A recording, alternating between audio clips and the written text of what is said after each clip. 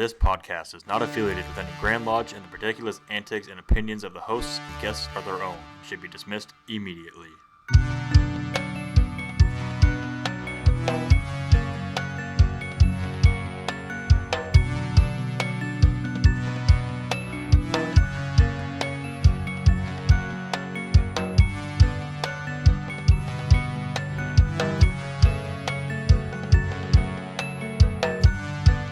Beautiful sheet. No, yeah, your hair looks great. And welcome to Studio 357. Thanks for joining us again. It's amazing. Thank you for joining us. Well, it's amazing somebody joined us more than once. No, they came back. Oh, Or maybe they're all new. Welcome to all our new listeners. Yeah. We'll have you here for the first 5 minutes anyway. both of them. Both of them. As usual, shout out to the Insurance Center, Homeward Handyman Services, the Dig and Page Foundation, and our Patreon supporters. Yes. We do have a new one, A new sponsor or a new Patreon? a new Patreon. Who do we have? We have a top tier Patreon. Goes by the name of past Grandmaster Alex Stratman. Does he go by Nice. that or just Yeah, Alex? that's what he goes by. And he requires that you address him as past Grandmaster. Former guest, if you have not listened to that episode yet, you should check it out. That's personally one of my favorites. He doesn't really request that. I made that part up. No, I requested you go listen to it. It was really one of my favorites. Oh yeah, go. Yeah, it is. It is a good episode. So Jim, what have you been up to? What haven't you been up to? What haven't I been up to? I haven't been up to a whole lot. We had High 12 this week. We had a couple events at the shrine we went to. At York Wright, I went to the School of Instruction for York Wright for the Mark Master degree, and I did learn quite a bit on that. And I'm getting ready this week for my Masonic anniversary. You're getting ready for it? I'm getting ready for it.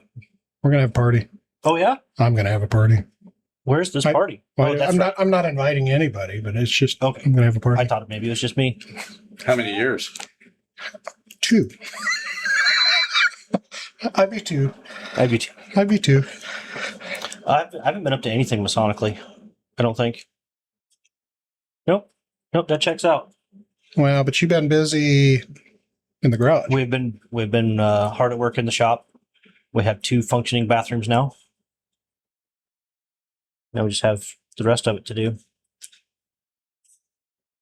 What about you, Jason? What have you been up to?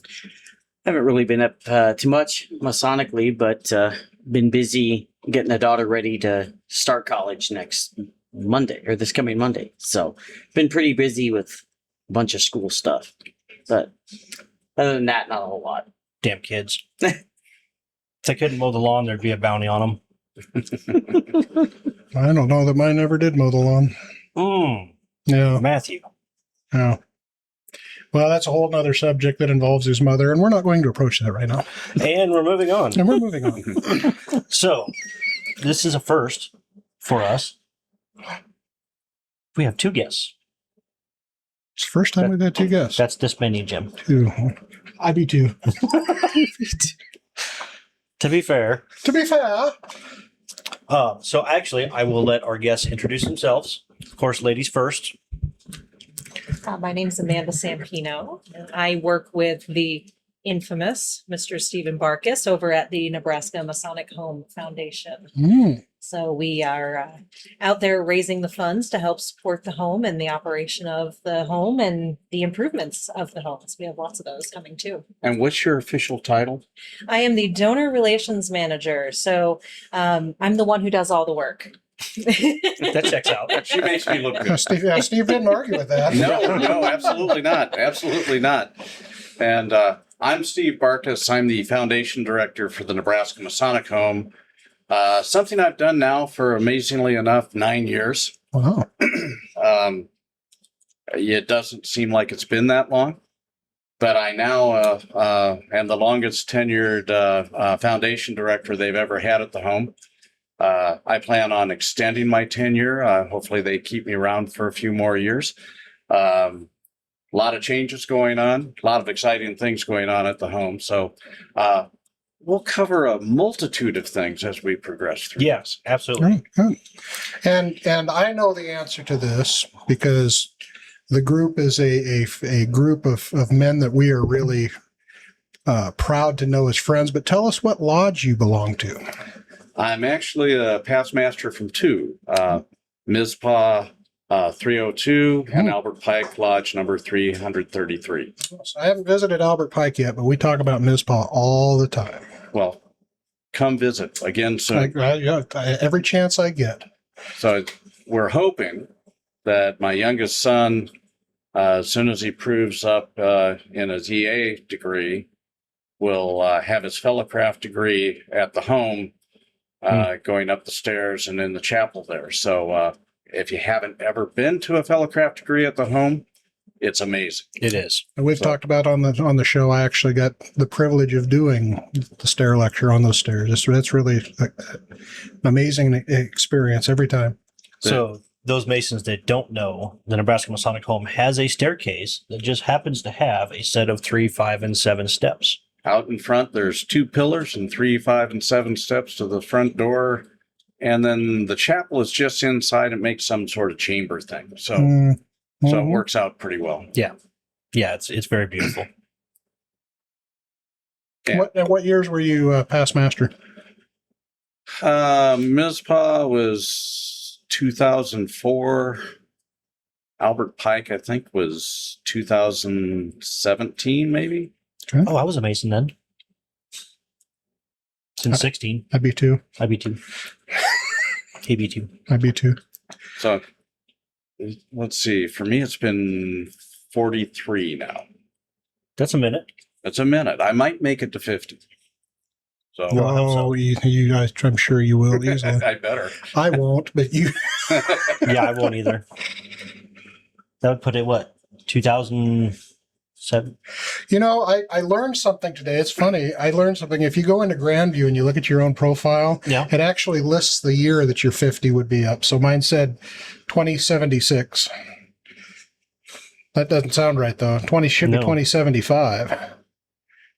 I better double check Mine's that number. 2066. I saw this. I saw the 7 and went, "Oh no, that's not going to happen." So I mean, It could. it could.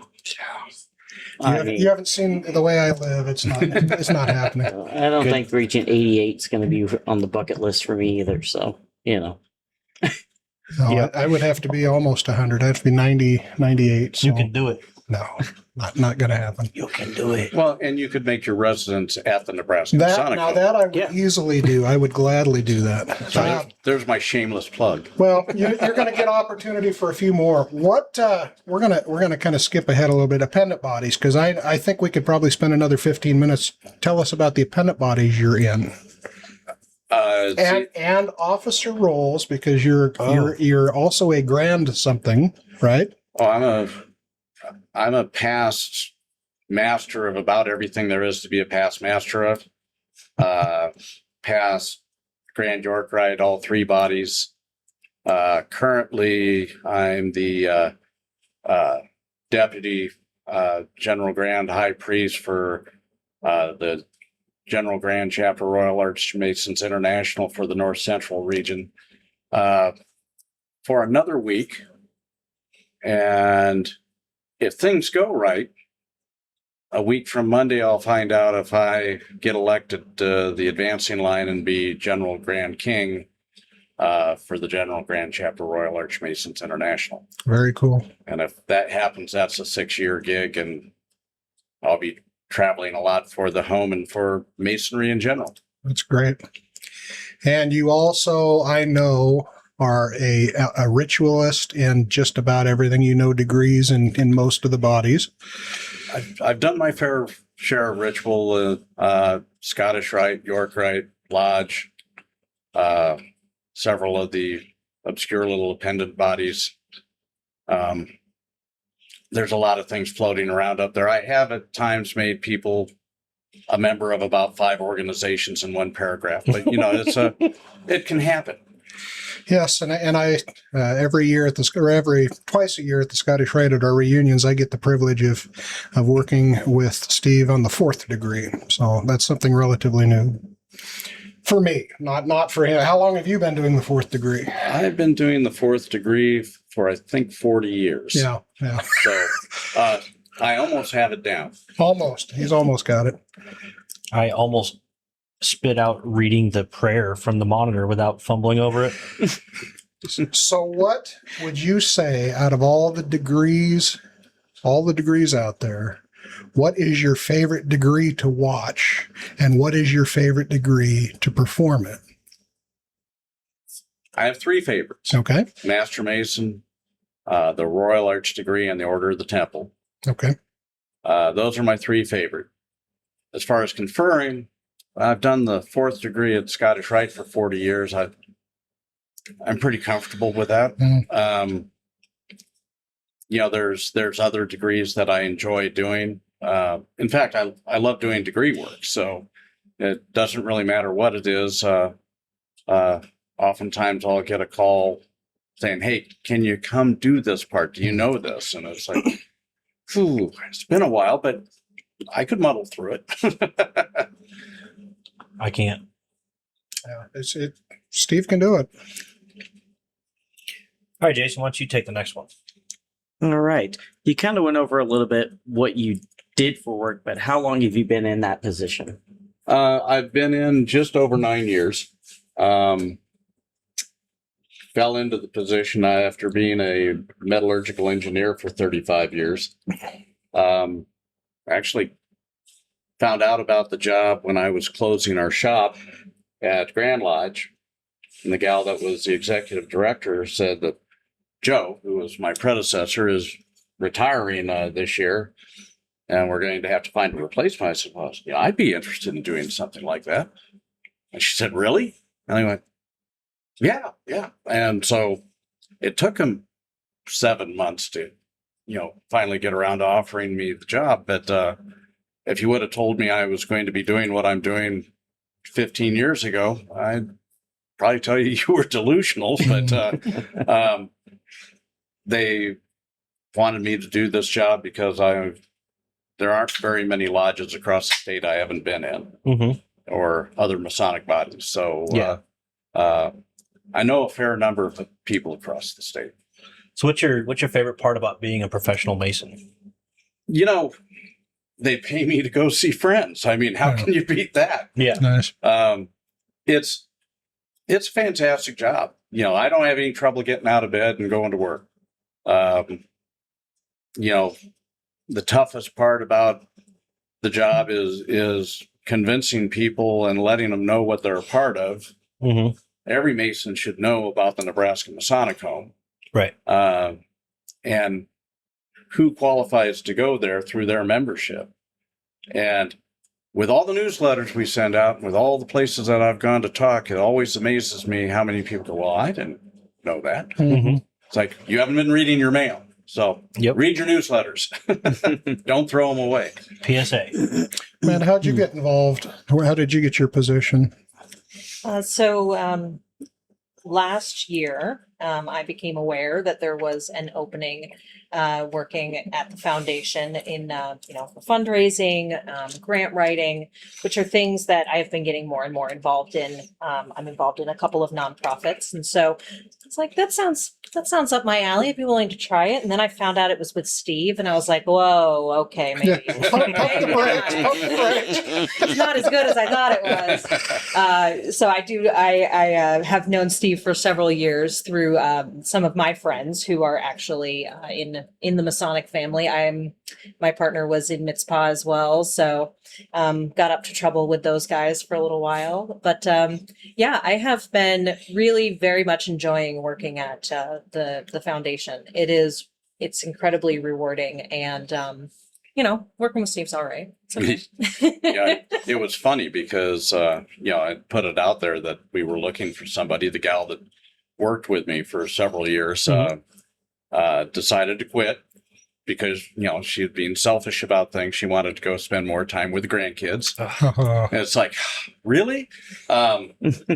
And so when you're a 2-person office, there's a lot of extra work when you're down to 1. Yeah. And I put it out there, and I had a couple people call me up and say, well, Amanda would be interested. So she was the first person that I interviewed, which made it really, really hard on everybody else that came down the pipe because I now had a standard. Yeah. And I had over 350 resumes sent to me Really? for the job, and I answered every one of them. Some of them I had additional questions for, some just weren't going to fit at all. One gal I thought would be great, and I said, well, we do drug testing, and that was an early conversation. Then before we were done, she said, I could do some freelance stuff, but it's not going to work. I went, okay, well, I'm glad you were up front with me. Yeah. But Amanda's, it's almost been a year now. Yeah, here in October. So she's done amazing work. She keeps me on track. That's a difficult job. She covers things for me when I need additional help. So been a fantastic addition to the office. Perfect. Well, I one thing that I love to hear a story about, because I don't have the same opportunity, I love to hear about legacy. And I think one of the neatest things that I've witnessed in the past year was I witnessed you do the EA for your youngest. Oh, and tell us a little bit about legacy, what that means to you, and what that felt like to do something like that degree. Well, it's not a new thing for me because No. I have 4 boys, and his 3 older brothers, I did all their degree work, and I intend on doing all of his. It's special when you have them come up to the altar for the first time, and instead of saying my friend, you say my son. For the first time in your life, you approach the altar of masonry. It kind of chokes you up a little bit. Yeah. So pretty proud of all my boys. They've done a lot, not necessarily all in lodge, but there are 4 completely different people, completely different personalities, and with completely different talents. So it's fun to see where they go. And correct me if I'm wrong, you're not first generation though, Mason, are you? I think I'm probably 5th or 6th generation. You get back a ways and some of that stuff gets a little foggy. But what happened, and my dad wasn't the one that brought masonry to me. The first time I ever saw anything that related to that, going through some boxes in the basement, came across his apron and his Bible and things. And I said, what's all this? He goes, oh, well, that's what I intend to be buried in. I went, okay, we'll put this box back. And it wasn't until I was in college, I spent a week at the Shrine Hospital researching a paper, and came back to town at Christmas and thought I wanted to be associated with people that did good work like that. So I drove by the shrine every time I came in town and walked in the shrine. And don't know if you remember Don Matson, but Don was past potentate, and he was secretary at the time. He said, can I help you? I said, yeah, I'd like to become a Shriner. And he said, what Blue Lodge do you belong to? And I said, what? Blue what? And he said, well, are you a Mason? I said, no, but I think my dad is. So he said, well, let me tell you how this works. And gave me a few brochures, and went home, threw my duffel bag on the bed, grabbed a couple beers, sat down with my dad. And he said, what's up? I said, I want to become a Mason. He looked me square in the eye. He said, why? I told him, and he said, that's a pretty good reason. I said, what Blue Lodge do you belong to? He said, Robert W. Furnace Lodge. I went, okay, where's that? He said, Scotts Bluff. I said, well, that's a ways away. And he said, let me do some checking. I'll see what lodge you should go to. and he was in the 4th degree for years at the Scottish Rite. And a good buddy of his, Sam McMinn, was. And Sam just happened to be a member of MISPA, and somehow I ended up in Sam's lodge. So, as they say, the rest is history. So, Very cool. That goes straight to the core of our show is every Mason has a story. oh yeah, they do. They do. It's and you know, MISPA has been a really different lodge over the years. A real eclectic group of people from, it's not a salesman lodge. It's not a banker's lodge. We've had Supreme Court justices and guys who swept floors at the high school. Yeah. All in the same room. And that's what makes Masonry really special. Yeah. I'd had a chance to meet people from all over the world, and you have a commonality right off the bat. Mm-hmm. Now, I tell people all the time, lodge is the only place you can go where you can drop a 20 on the ground and it'll be up on the bulletin board for months. You leave a donut hole on the table, it's gone like that. In a heartbeat. In a heartbeat. So did you happen to where you didn't get into it until college? Did you happen to talk to your grandpa about it, or did you not know about that? No, both my grandfathers were Masons, but they both passed away one before I was born and the other when I was really young. So I really don't have. Well, like I said, I don't have any family history, so it intrigues me to hear other people talk about how, because that would be great. It would be great to talk about. But for years in Omaha, there were people at MISPA and several other places that were trying to get me to join Eastern Star. And so I finally joined Eastern Star, and I joined Herman chapter, and right here in Blair. And oh man, there was one gal in particular that was mad. She goes, "Why the hell did you join there? We've been trying to get you to join for years." And she was about the color of his shirt. And I said, "You really want to know?" She said, "Well, yeah, I do." I said, "Well, 2 sets of my great grandparents were founding members of that chapter." Wow. She went, "Oh." So after that, it was okay. Yeah. That's a really good story too. Like founding members, that's pretty. That looked and can find their name right on the charter. Huh. So I love sharing stuff like that. Because I have Masonic history. I'm 3rd generation. Obviously, Heath is 4th generation, but we don't really have any of those stories. So I'm a founding member for Albert Pike. So, 10 generations down the road, who knows? Maybe they'll come back and look on the charter. Yeah. No, were all 4 of your boys in DMLA? Yes, they were. Okay. 3 of them were past state master counselors, and the other one would have been, but he left town for school. And I've been an advisor for DMLA for probably 25 or 6 years, I think. Yeah. Which is a great way for Masons to reach out and help shape the youth of America. Oh yeah, the DMLA is a great group. In fact, all the Masonic youth groups are. Yeah.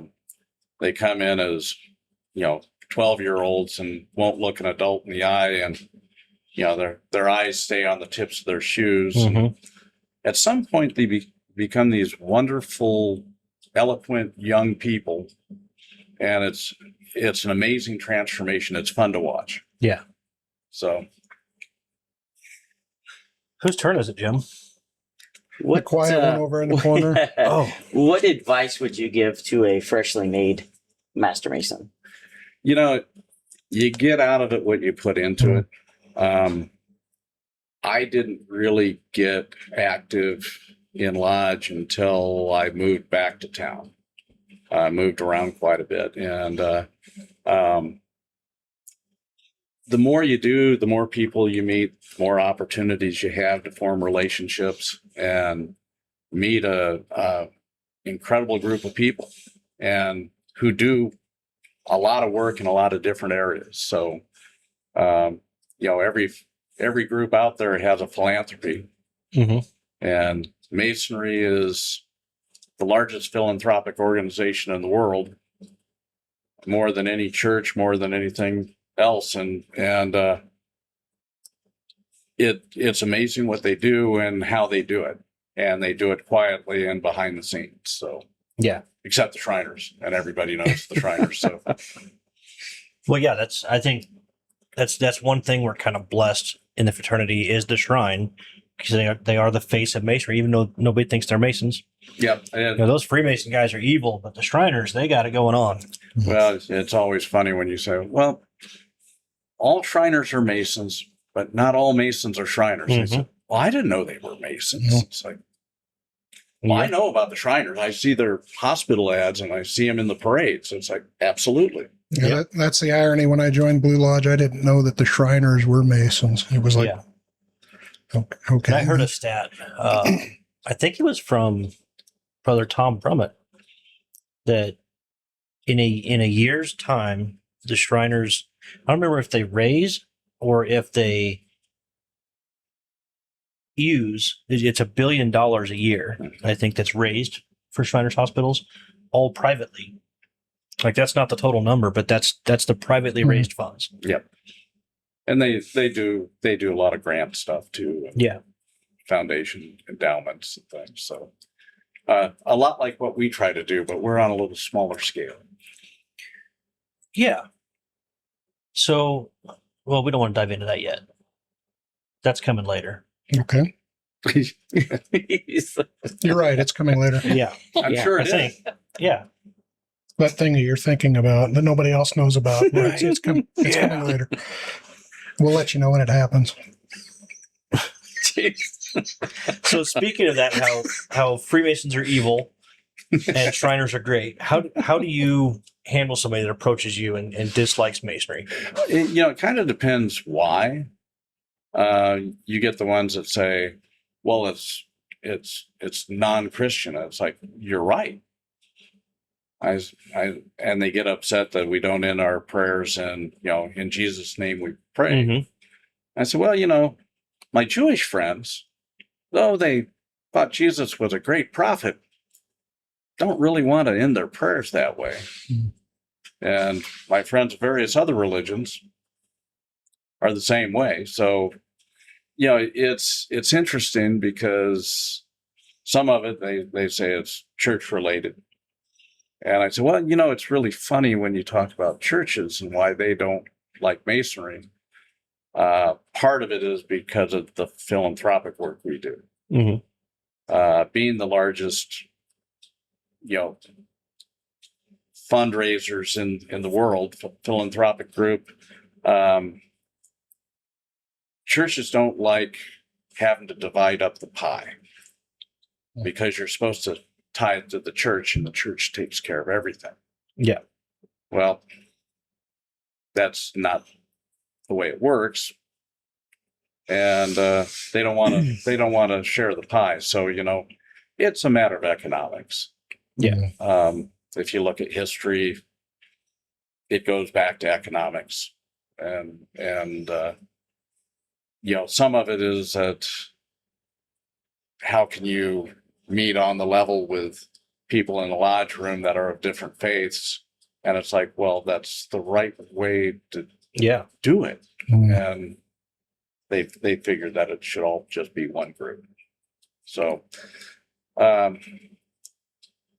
you like to talk history when you talk to people and find out exactly why they aren't supporters. Yeah. And then you invite them to come and see what evil things we do at our meetings, and argue about green beans and stuff like that. And how much to charge for a raffle ticket? Yeah, how much and how often we should change the filters. There you go. It's really earth-shattering stuff like that. But don't forget lodge dues. I think the most ironic thing having that conversation is that the reason they don't understand the reason we do that, and the reason we don't talk about religions and we don't talk about politics is because they're the most divisive conversations you can have, and we're all about avoiding that division. But if you actually look at the Bible, you look at at what Jesus did. He wasn't out trying to divide people. He was meeting with the people that weren't the religious leaders. He was meeting with everybody and on the level and he wasn't looking to start wars. And so that's kind of why we do what we do. Yeah, I mean, almost every war in history, like outside of recently, well, even recently, was primarily started and fought over religions, and there's no room for that in masonry. Good. What they used to say back when you were a kid, like, don't go there. Don't go there. Don't go there. When I was a kid. Yeah, when you were a kid, because you're old. Yeah, I'm a lot older than You're you 50. are. Me too. That's great being the oldest guy in the room. Jim, I like to give Jim a hard time because he turned 50 and he's going to really let me have it next year. Probably not. Probably not. Probably not. He'll have a chance. Yeah. He won't let an opportunity pass by. An opportunity? I don't ever let an opportunity pass by. Oh, whose turn? Jason, your turn? No, it's your turn. No, my turn. I just asked one. All right, it's Jim's turn then. I just asked one. Oh, You okay, you well only done. asked one. No, Let's go with number 9. number nine. 9. Who is the Mason that you have most looked up to during your time in Masonry? We were talking about this on the way up. There's a man named George Bowder in South Dakota. And George is referred to as the godfather of Masonry in South Dakota. He's the epitome of a true gentleman and class all the way. And he's quite a Mason. He's active in York Rite, Scottish Rite, the Shrine. He has been a past about everything there is to be a past of. In fact, I'd ask him to be my nominator in DC, and unfortunately his health wasn't going to let him do that because he's well into his 90s now. But he's one of the people I have huge respect for. And I wish he could be in DC with us. Another South Dakota Mason is going to be my nominator, and he's writing the speech with George, so I have them both working together on it. That's And awesome. Tony is a younger Mason, probably in his early 40s, so young on the scale. Mhm. And I'm looking forward to DC and seeing what they came up with together. Yeah. So I'm sure that my head's going to swell after listening to them. So That's all right sometimes. Jim, I'm going to let you take the next one because you came up with this one.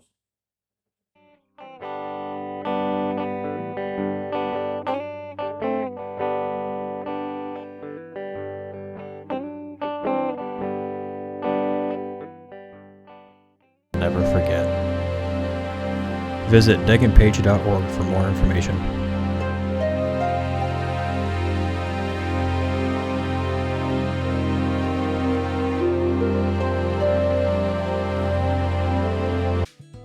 At Homeward Handyman Services, we pride ourselves on being honest and giving every job the attention it deserves. Owned and operated by a master mason with 2 decades of expertise in home repair.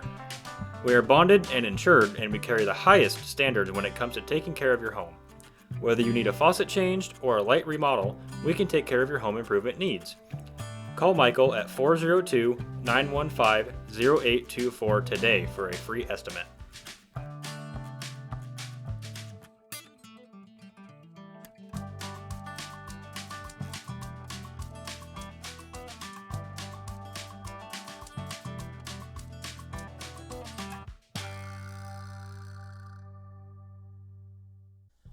When it comes to something as important as insurance, it's imperative that you work with an agency who has an in-depth knowledge of multiple insurance products, companies, and guidelines, not just one.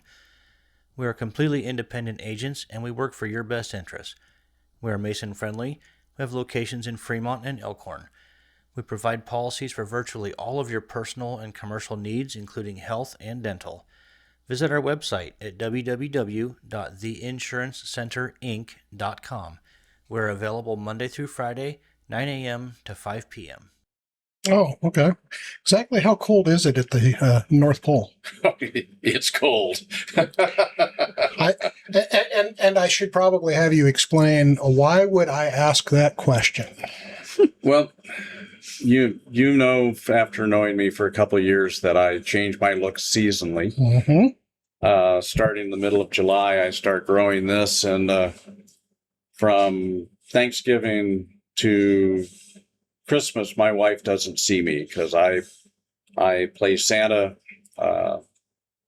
Last year, I saw about 3,800 kids. Do it all to raise money for Make-A-Wish. My youngest son, Isaac, is a Wish kid, and it's my way of paying back. So I put on the red suit. I see a whole bunch of kids every year. A few adult parties along the way too, which is also fun. I need to get you a picture. I've got a picture with Santa from this last year at the Scottish Rite. So yeah. I think I have as much fun, if not more fun, than the kids do. Yeah. Overall, kids are pretty good. You know, you do get some with a long list of things, and you look at them and you say, "So, great list. But if you could only have one thing off that list, what would it be?" And mom and dad lean in. And it's, you know, it's usually not the Xbox or the big ticket items. It's something down the list of ways. Yep. So it's fun. I've been doing it for, I think, 15 years now. How'd you get started in that? My wife works with Children's Hospital, and she used to work at a facility called Children's World, which was a daycare for kids with special needs. And they had a Santa come in every year, and week after Christmas, she comes home, she says, "Our Santa died." And I said, "Really?" She goes, "Yeah, they don't know what they're going to do." I said, "I'd do it." She goes, "Really?" I said, "Yeah, I'd do it." And so I went and bought the red suit, and that's how it started. But the first year, it took 2 hairdressers, 2 bottles of wine, and a 12-pack of beer to turn me white. Now it's 1 hairdresser, about an hour and 15 minutes, and we go out for cocktails. So, and her name is Susie Engdahl. She's never charged me a dime for turning me white. Oh, wow. And anybody who's had color put on their hair and everything else that goes along with that, that's amazing. And so a shout out to her. She does great work. I would have to tell you, the first year I had to dye my beard, and that ammonia under my nose was not pleasant. Bad. I think I saw in a recent Facebook post you were meeting with a group of Santas. What was that group? And tell me a little bit about that. I belong to a group called NAPS, and it's the Nebraska Association of Professional Santas. Now, they have a patch of a Santa laying down on his side and Z's coming out of his mouth. It's basically a dinner group. We get together once a month, except for December, on the last Monday of the month. And they talk about Santa stuff. I missed a meeting one time when it was at RTG. And a buddy of mine was down there. He goes, "It was the weirdest thing last night." He said, "I was in there and this guy came in. I said, that kind of looks like Steve." A few minutes later, another one came in, and another one. He goes, "There were like 20 of them in the side room." I said, "Oh," I said, "I know what was going on." I said, "I belong to that group." He goes, "Well, it doesn't surprise me much." Well, these guys walk in, look like Steve. The Steve Marcus lookalike club. Yeah, there you go. All right, so let's get into the meat and potatoes and why we're here. Okay. Is this what you were talking about earlier? Yeah, this is the thing. Perfect. Everybody ready? Here it comes. Okay. Do we need a drum roll? Where's Oh, Eric? did I put you on the spot? I'm sorry. Where's Eric? We need some drums. Right, right. So you guys are, for the first time, the foundation is having a gala. We are indeed. In fact, the way it all came about, 2 years ago, every year we had our Caring Club dinner, which was a recognition dinner for our major donors. Mhm. And great event. It was free to them. We put it on as a thank you, and we handed out awards and that sort of thing. And at the last dinner we had, they took a vote, and they didn't want to have a recognition dinner anymore. They wanted to be a fundraiser. Well, it takes a lot of work to put on one of these events, and with her predecessor leaving in the middle of the summer, we didn't have it last year because I didn't have the capability of putting it on. Right. This year, we welcome Amanda to the show because she is the driving force. And if you want to talk to somebody about planning an event, she's your girl. I do have a background in event planning, so it has been very fun to be handed an opportunity to transition an event like this one. I mean, it always had a great purpose in thanking our donors, the people who are, the blood of what helps keep the foundation alive and helps the home improve over the years. But it seemed like, they were asking for change and it was the right time to do it. So we made some decisions this year to turn it into something bigger and invite the rest of the Masonic community. So that way it wasn't just to, such a small insular part of our community. So like Steve said earlier, one of the challenges we often hear at the home is that, people don't necessarily know that it is a benefit of being part of the Masonic community. And, they don't necessarily may even know what goes on down there, what kind of resources exist at the home. And so I don't know if you're aware, but just a couple weekends ago, we broke ground on the new Ashlar subdivision townhomes, which is pretty exciting. So that is directly across the street from the main home building where all of the assisted living and memory care is done. So it's essentially a new neighborhood on the campus of independent living townhomes. So it makes it a lot easier to kind of transition yourself, when the time comes. So when we had April on, it was I wasn't on that episode, but you guys were talking quite a bit about that was upcoming and it was an exciting thing. So it's great to hear it came to fruition. Tell us about the event. What's going on? It sounds really exciting. Yeah. Well, so we're raising money for the Townhomes Project. That's a big part of what we'll be doing at this event. So this is Carnival of Dreams is what we've called our first gala.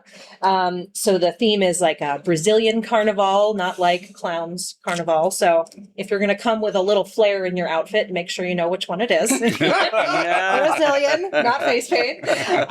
But we're going to have a cocktail hour. We'll have live Latin jazz during that time. We're going to be doing silent and live auctions. We've got an amazing dinner planned out, which is going to be kind of Brazilian steakhouse kind of feel. And we have a very exciting group that'll be joining us for the finale of our show. We're going to be having some live Latin drums and samba dancers. We happen to connect with La Roe Studios, which is opening just this month in Omaha, and they teach Latin dance and Latin percussion. And so they have a group they'll be doing their first formal performance with us afterwards, which is pretty exciting. So that's very cool.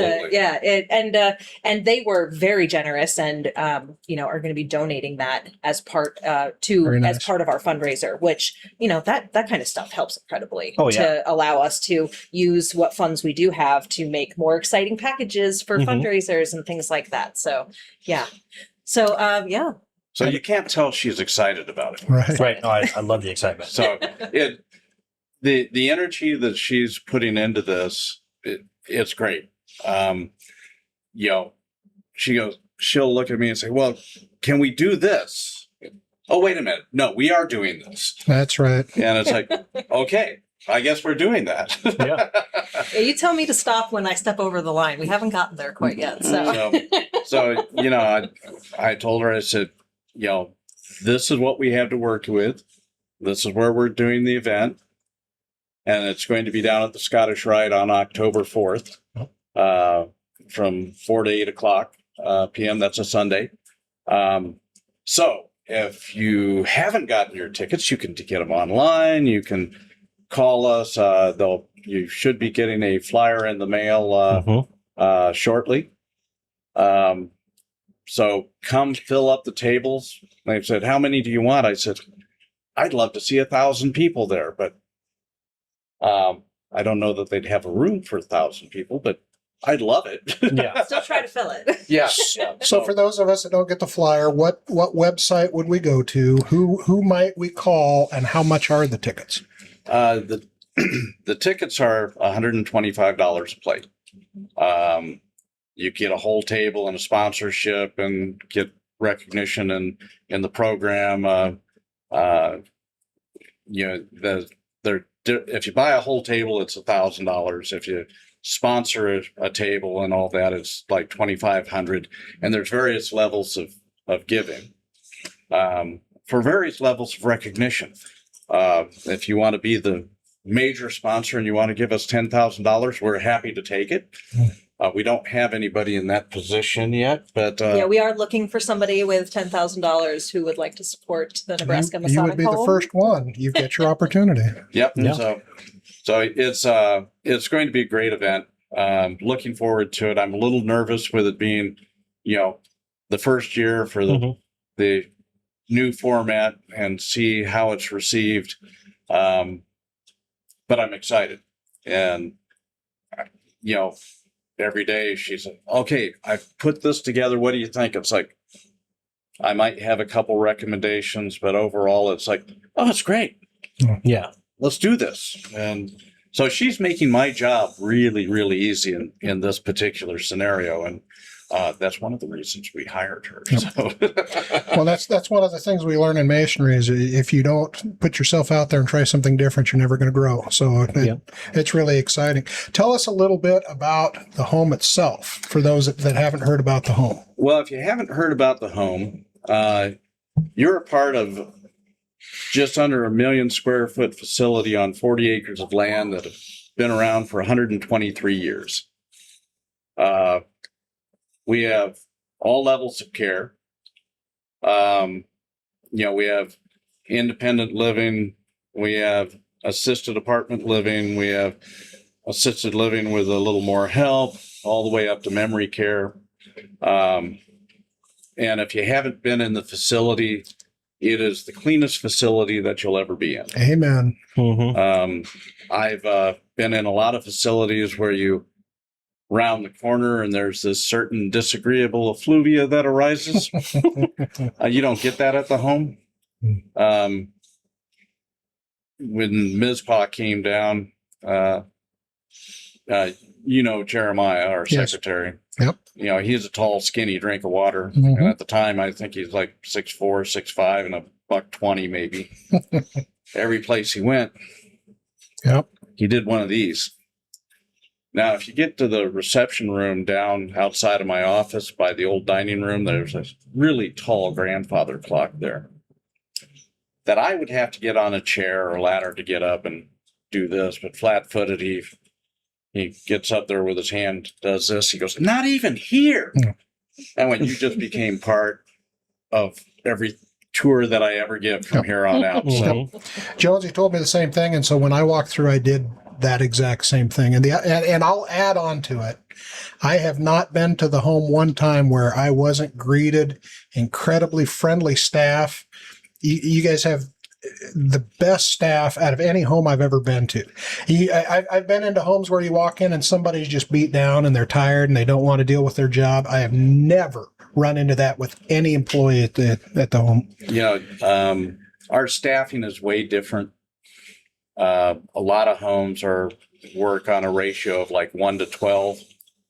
And I think we're at 1 to 6.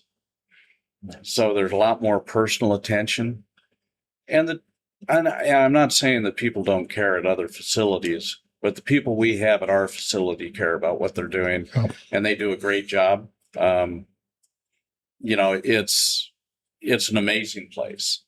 April's been there. I can't believe it. She's been there 5 years now.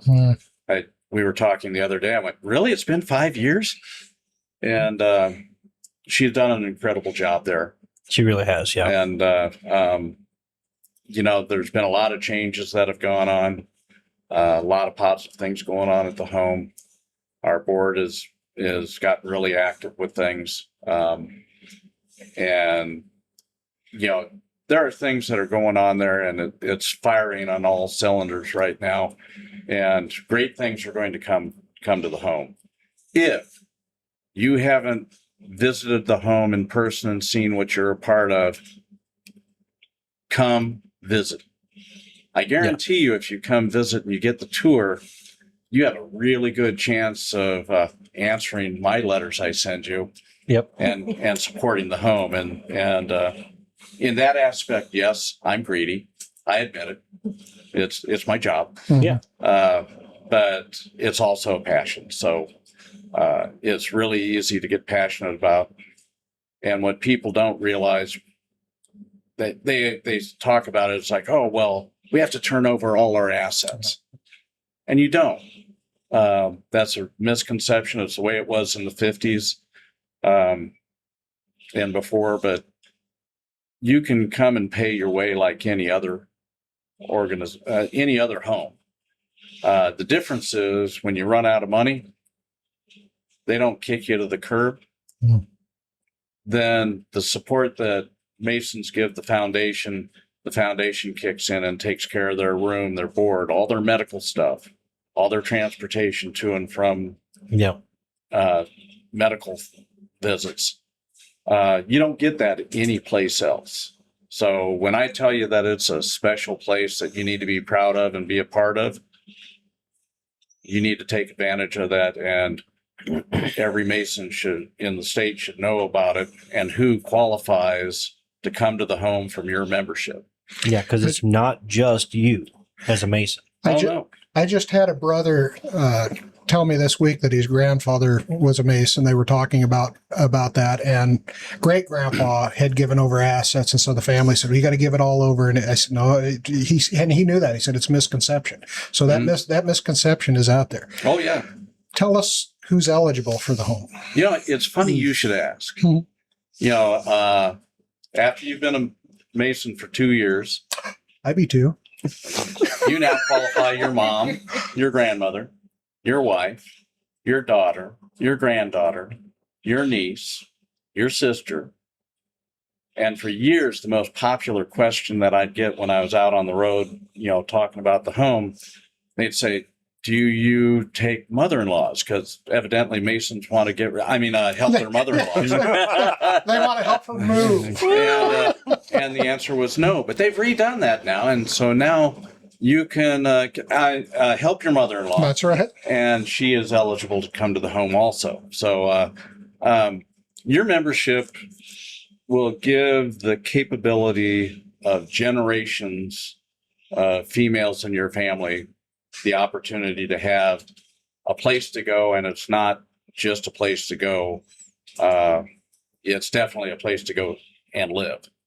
Well, I think that's one of the beautiful things about the new townhomes that are opening, right? Is we're really seeing things move towards the fuller vision of that community, right? And so, I personally, my grandmother was in a facility in Florida, not here, but she did move through one of those transition type situations where they started very independent in their essentially townhouse. And then as things happened over the next, 20 years, she was able to transition with the same place and still be at home and still be with her friends and all the people that she knew and the community that she had built. Yeah. And I think that is the real beautiful part about what already exists and is being further built upon at the home, is that it is a community for Masons to live. It's not just a place to go at the end, right? Right, It is right. a place to go and get support when, you're you're in your 70s and early 80s, and things aren't quite as easy as they used to be anymore. And, it's uncomfortable to think about. It's not Yeah. really a conversation anybody wants to have. But, when it is a place that you are going and there are friends there and you are living a life there, that's a whole different experience. And Yeah. I'm really happy to see that's how things are and are moving at the home. So. And I've told people, I said, even if you move in there and you don't know anybody, you already have a commonality. That's right. And that makes a huge difference. Yeah. Now, the other thing that I didn't mention was that if you happen to have friends that are Masons in other states, they're eligible to come to our home. So, bring them all. Well, and something, correct me if I'm wrong, but something unique with the Nebraska Masonic home is every resident is in the Masonic family. Yes. Now this is a point of pride, and I'm pretty sure I'm right about this. We're the only Masonic home left in the country that's 100% privately funded. Yep. April had said the same thing. I was going to bring that up. That's wonderful. And we're, we don't take any government money. So it's unique that way. And because of that, you don't have some of the strings attached that if you did take the government's money. And usually when homes, start taking the government money and programs and things, the writing's on the wall. Yeah. There used to be a home in Missouri. They closed. Kansas recently closed theirs. Colorado's blew up a year ago. North Dakota and South Dakota don't have one. So we're really the last one in this region. There's a real nice one in Minnesota, and Michigan and Ohio and Pennsylvania is, I think they have 5 or 6 homes in different locations. They're huge. So, we are an oddity, and we're a good oddity. Yes. So it's something that we need to take pride in. I know I do. And like I'd mentioned, it's a real easy place to get passionate about. So yeah, and so if you're listening, watching, you're a Nebraska Mason, or not even a Nebraska, just a Mason, or if you just want to give money. Yeah. Right. I don't care who you are. I'll take your money. So for the Masons out there, this is something that is already a benefit of your membership. Right. So don't wait until you need it to support it. The number one complaint I've heard from our residents over the years that I've been there is that they didn't come sooner. Yeah. And when you get 3 squares a day, you get your meds on time. Oh, and all your meds, and you have socialization. Those 3 things, you live longer. Yeah. And it's incredible how long people live once they get there. And the sooner you get there, the better off you are. Yeah. That's something I don't hear enough about. Tell us a little bit about the social things that go on at the home. Well, if you go on our website, they have a couple different things. They have the activity calendar and they have the food calendar. Both are very full. The activity folks, they do an incredible job. During COVID, they had probably one of the toughest jobs around, and they found a way to make it work. Don't know how they did some of the things that they did, but they kept it going. They have activities going all the time. If somebody is bored and they're a resident at the home, it's because they want to be bored, because there's stuff going on every day. And it's not just things in the home. You take a few tours. Oh, yeah. Go into the town. You go into. I know that they've come into the Scottish Rite for organ concerts. Oh, yeah. And things like that. The bus that we have gets used a lot. So they're always going to county fairs. I know. Last time I was there, they were telling me about the county fairs that they travel to. We have a gal named Grace that's there that is a quilt person and needlework person. She wins awards every year Yep. for her stuff. She does amazing work, and it's it's fun to see your residents doing stuff. Another resident, Hoagie, Hoagie. I know Hogan. He is the master of Plattsmouth Lodge this year. So he's staying active. He also is a guitar player, so he'll get his electric guitar out, and occasionally we'll be jamming in the hallway or out front with his. That's something I just learned. I need to get with Hoagie and listen to him play. I did not He's realize great. that. Yeah, really good. So I have never, ever, ever had Steve Barkus talk about the home without addressing the possibility of lodges visiting. Oh, that is true. So what can you say about that, Steve? Well, I touched on it a little bit earlier, but ideally, the perfect thing to do is to bring your fellow craft degrees to the home. Have dinner at the home. With the residents? With the residents, and then some of the residents will come down for the degree work. We go down to the chapel and have our degree, and when it's time for the stair lecture, take them out the side door, around the building to the bottom of base of the stairs where there's these 2 pillars and 3, 5, and 7 steps going to the front door. It's awesome. Last fall was probably the best one I'd ever seen. It just happened that by the time they got to the base of the stairs, it was pitch dark outside. So the only light were the 2 globes on top of the pillar Wow. and a perfect full moon. Oh, wow. If I could recreate that, we would do every fellow craft in the state from now on. Who was giving the lecture? I think it was Brian Sandall. It was either Brian or Eric Gonzalez. It was one of the 2 of them. I'm there for every fellow craft that's done, and so I've seen several of them there. I'd like to see more, by the way. So any of you that have a fellow craft coming up, come to the home. We will. It's an awesome experience. But you wouldn't limit it just to degrees, having a regular business meeting. Oh, I know absolutely. Nebraska City's planning on, or they were, I assume, planning on having a regular meeting there. Yeah, we have people that come in for regular meetings, lodge meetings, star meetings. We have AMD comes and does meetings there.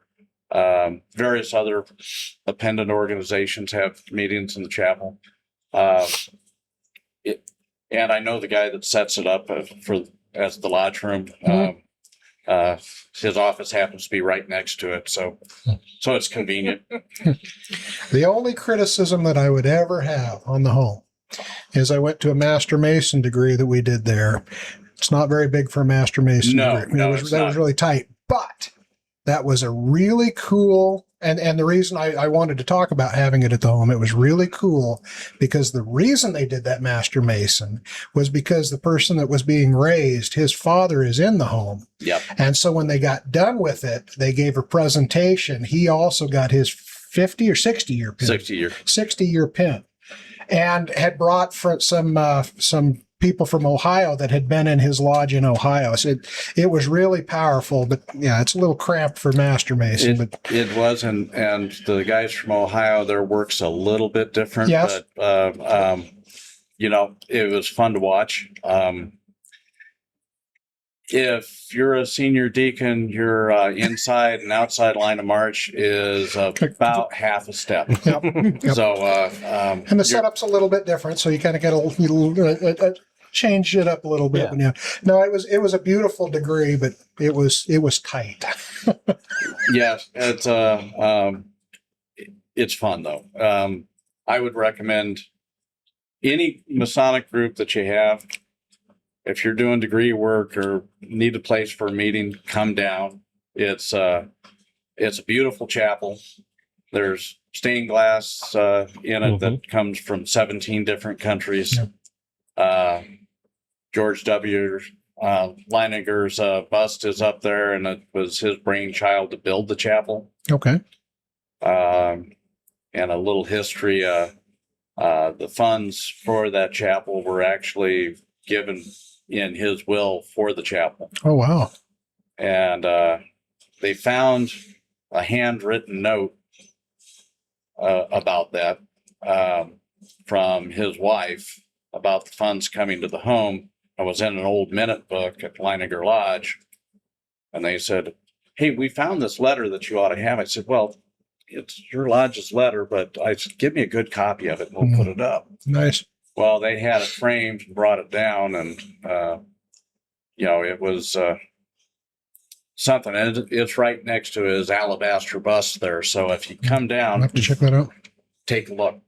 And again, it's not so much a selfish thing of checking out the lodge and having it, or the chapel and having the lodge meeting there. I think the real power is it allows some of the residents that don't get out much to actually go to lodge there. I have not been to a degree yet where there's not at least 4 or 5 residents that are up in the wing that are watching. Yeah, and it's great. Bring the show to the residents. Yep. They all did degree work when they were younger. Yeah, and they'd love to see it. Oh yes. So come visit often. Absolutely. And if you come eat dinner there, I guarantee you won't go away hungry. Nope. And the food's always good. Good food. Oftentimes they'll have a caramel apple pie for dessert. I don't get pie at home, so I take advantage of that. So one more time, where I assume somebody can, if they want to attend the gala or donate money, they can just call the Nebraska Masonic Home. They can go online to our website, the nebraskamasonichome.org, and there's a page on there dedicated to the gala. Okay. And the foundation page. You'll be getting a mailer. Should be in your mailbox this week. Yep. Mine came this week. So I don't know if I got that, but I got the information from the KSAs. I'll be there one way or the other, whether I'm working or attending. But well, that's good. If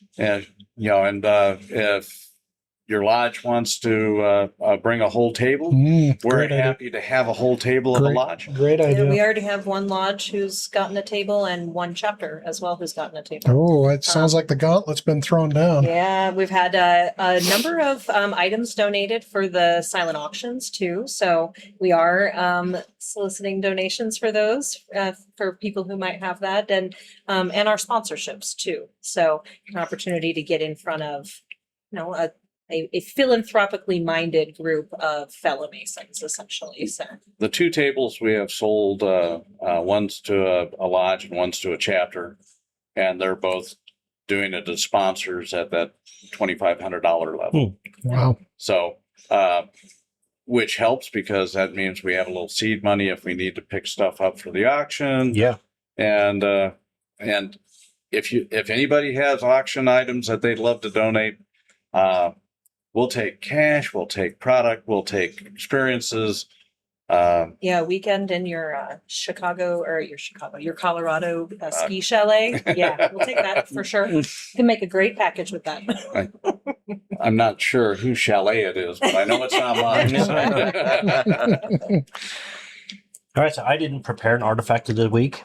So we'll just, if you want, we'll just do the pillars or the backdrop behind us. It works. It's That's right a there. great You can see. segue because that's exactly what you could come take Yeah. advantage of at the home, right out between those big, beautiful pillars with the lit globes on them. Yep. What a quinky dink. What a coinky dink. Any shout outs, Jim? I am going to give a shout out to my daughter. My daughter is planning on running I want to say half marathon, but she's 20 days in. She came out to the house today and ran. She loves running out by my house because she can just jump in the lake as soon as she's done. But she has got a heck of a lot more motivation than I've got right now. Yeah. So. My shout out is to my wife. She's put up with me through this whole build the shop process. Yeah. Well, I can appreciate that. We just celebrated 33 years of tremendous patience. Yeah. That's We'll a good have way of putting it. 24 years in September. So Jason, what about you? I'm kind of piggyback. Shout out is to my daughter as well. It's just, proud dad moment. She's hitting the ground running. She's ready for college. She's super focused. I'm proud of her. She's just one level-headed kid. I think she's going to go really Do you far. think she'd be doing what she's doing if it wasn't for Jobs? To be honest with you, no, because I think going through Jobs has given that girl a lot more confidence. She's no longer that shell. She'll speak out. She'll do things. So no, I really think that. It wasn't really a plug for Jobs. I was just curious. What school?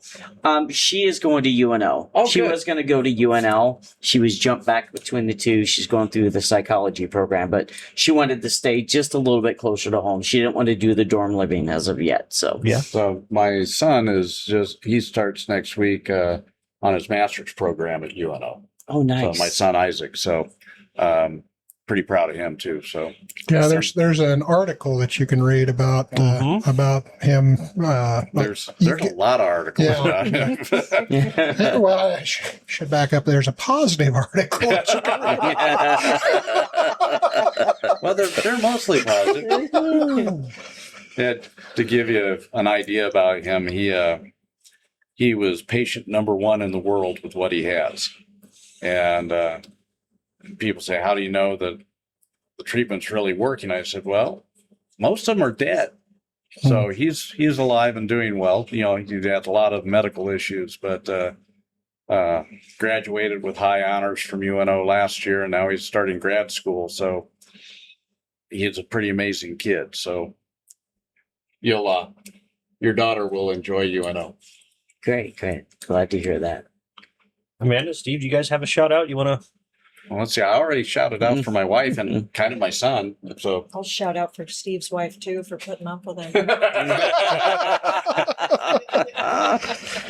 she looked at my travel schedule and I handed her a copy of it and she went, "Are you ever home?" It's like, well, sometimes. I was That gonna may ask. be a key to that longevity. I said, I had a best friend in high school, and we did instead of a bachelor party, they did a bachelor dinner, and one of the things I did was cards you could fill out advice for marriage. And his grandfather, they asked him, he'd been married for 50 years. What's the key to a healthy marriage? And he said, a great love of the great outdoors. All right. I think with that, get involved with your local Masonic home. And thank you guys very much for being a first on our show with two guests. Well, thank you so much for having us. Absolutely.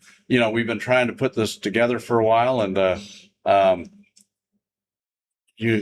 trying to schedule how things. It's like, no, that won't work. How about this? Well, that won't work. Yeah, our booths are usually really close to each other at annual communications. Yeah, it would have been probably easiest to do it there. Probably. But this is fun. So There's thanks always for having February. us. Yeah. The bad thing about having those booths together is the cookies they usually have over Oh, there. I know it. I'm glad it's only I'd be over there eating the cookies all the time. Self-control, Jim. You're talking to the wrong cat. All right. Well, thanks for joining us. We'll see you in a couple of weeks. Until then, travel well, brothers. Travel well.